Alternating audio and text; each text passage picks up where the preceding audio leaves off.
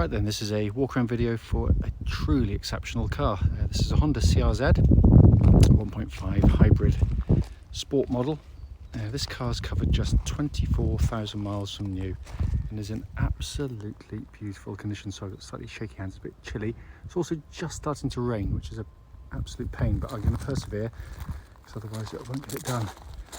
I mean, it is such a unique car. We say in the adverts, we truly believe these are destined for modern classic status for good reason. It's just a wonderful, wonderful looking car and a driver's car as well.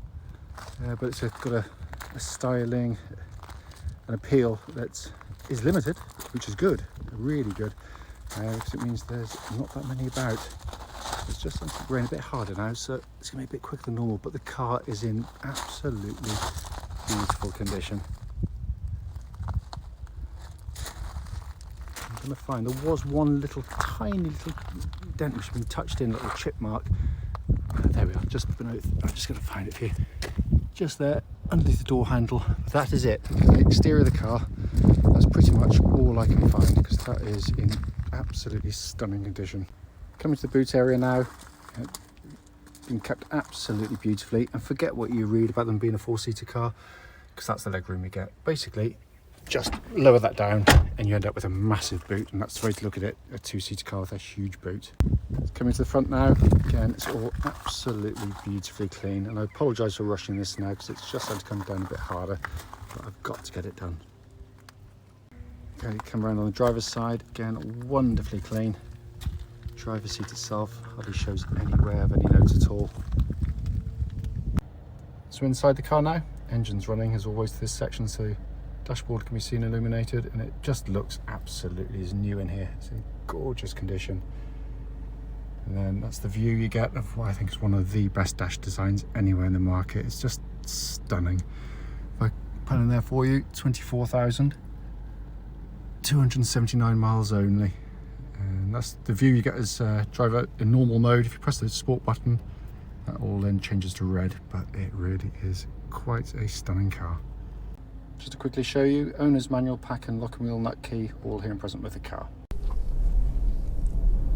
Right then, this is a road test video for a really special car.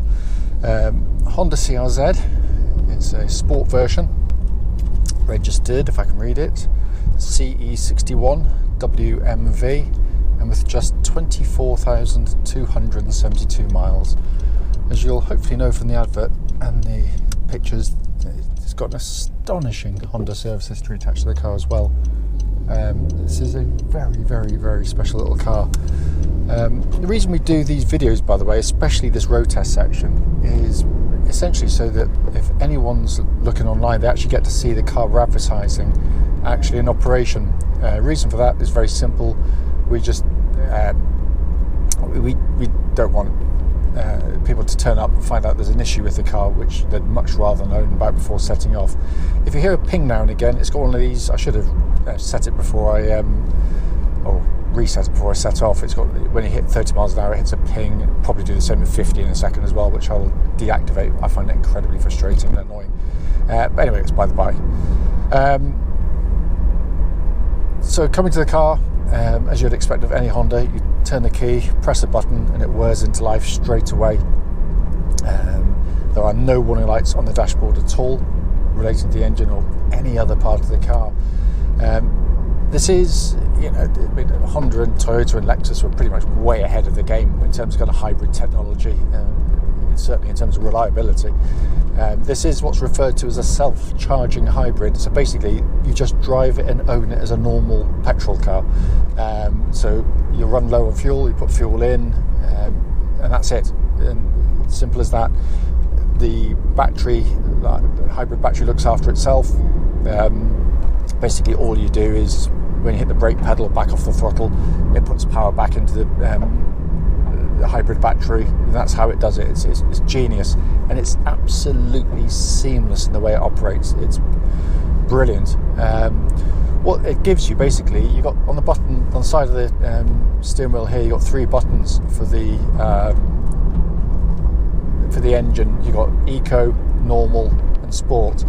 Now the car generally defaults and starts in normal mode, and that's kind of obviously pretty much it is expected. It's a halfway house between all of those functions there, and it gives you kind of a sort of mid-range performance as well, so that's exactly what it's meant to be. Eco mode, if I press that one there, basically I can feel it feels much slower. You put your foot down, the throttle response is far more limited, and then you've got a sport button at the top which transforms the car. It suddenly get kind of a red halo around the speedo there. It looks absolutely fantastic, but it just changes the whole character and dynamic of the car. The throttle response is peppy.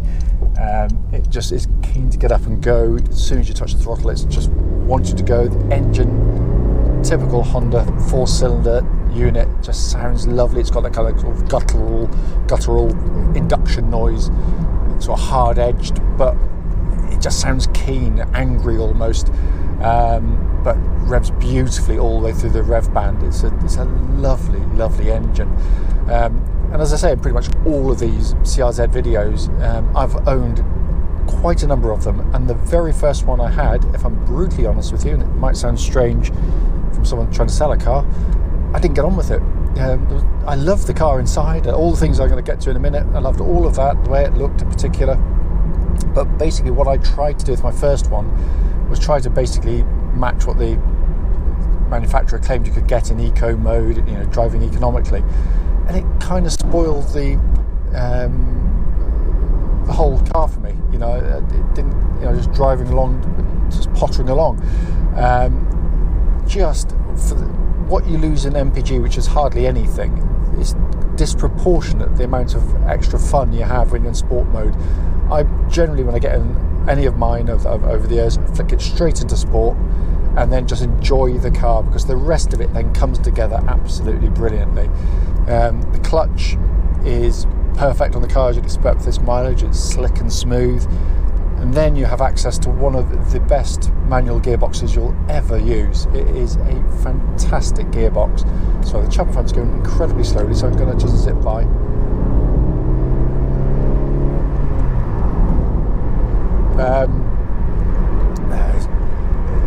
The gearbox, as I said, it is one of Honda's great ones, and I mentioned in previous videos that in terms of ranking gearboxes on Honda cars, it's very difficult because there's some brilliant gearboxes that have done over the years. The best, without a doubt, actually, would be the S2000 gearbox, just because it's straight into a gearbox directly underneath, so it's bound to have the advantage there, followed closely by the DC2 Integras, and then this, without a shadow of a doubt, or maybe even level with the DC2. It's just perfect. It's short in throw, it's really kind of snappy in action. It's a perfect gearbox for someone that wants to enjoy driving the car, on top of which the gear knob itself is perfectly shaped. It's sort of tapered underneath, little ridges there, leather binding around there. A lot of effort and thought has clearly gone into how that should feel, and that is brilliant on it. And it feels exactly as it would have done when it was new, by the way, so it's spot on. Heel and towing, by the way, very easy in these cars. I feel it's really easy to do. I love doing it now and again.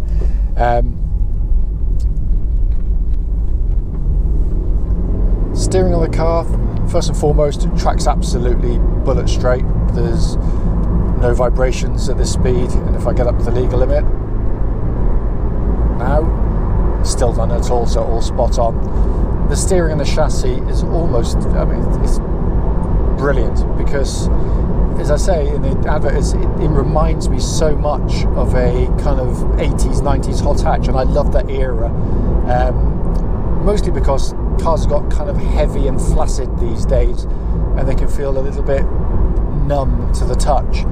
This feels incredibly light on its feet. The steering just makes using the chassis absolutely perfect, because it gives you really nice weighting, and your steering puts at all speeds, lower speeds and high speeds, where some cars can get very nervous.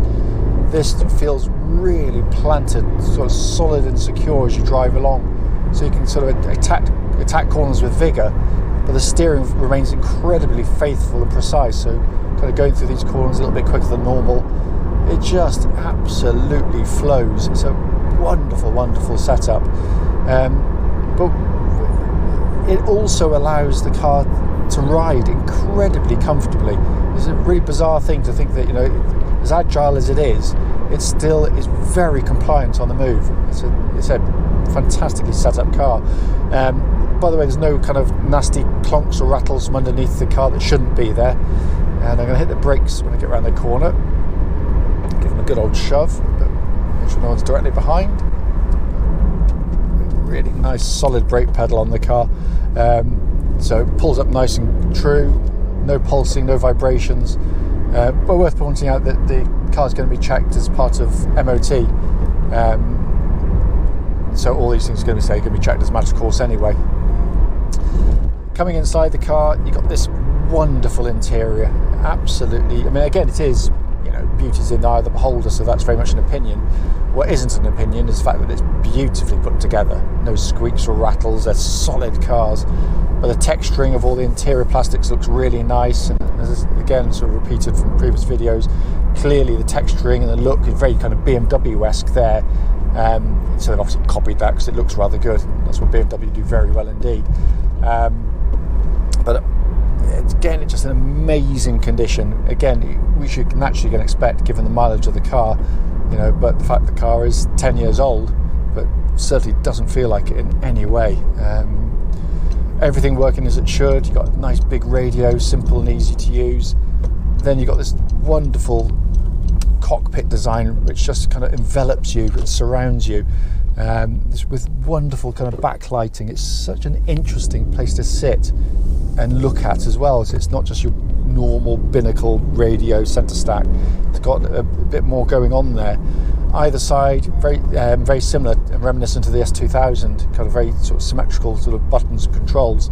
On the left here, you've got your climate control system, which pumps out lovely cold air, by the way. The tactile feel of all switches feel absolutely superb as well, by the way. And then on the right, you've got your obviously econo buttons, your wing mirror stuff, and traction control. Steering wheel, perfect size, leather bound, feels absolutely new to hold. The car is just fantastic. It really is. I mean, these are becoming quite collectible, actually. I mean, there's certainly going to be a car in the future that's, you know, it's destined for modern classic status, as we say, and rightly so, you know, because it doesn't appeal to everyone, and I love that about the car. As I said in the walk around video, just always consider these as two-seater cars. Don't even entertain the fact that it's got two seats in the back. That's not what it's there for. It's just, you know, I don't know why they bother putting them in. Car drives perfectly, cannot fault it in any way, shape or form. As always though, if you've got any questions about the car, don't hesitate, do give us a call.